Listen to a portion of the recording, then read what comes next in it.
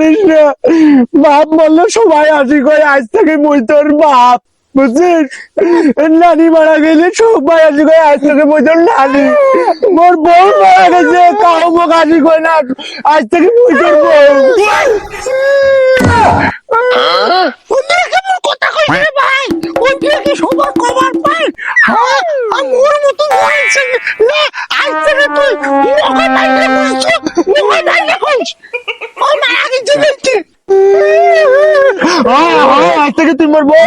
আর তোরা কাম বাড়ি যাই দাও হাতে আমার চলে যাই আয় আয় কি করে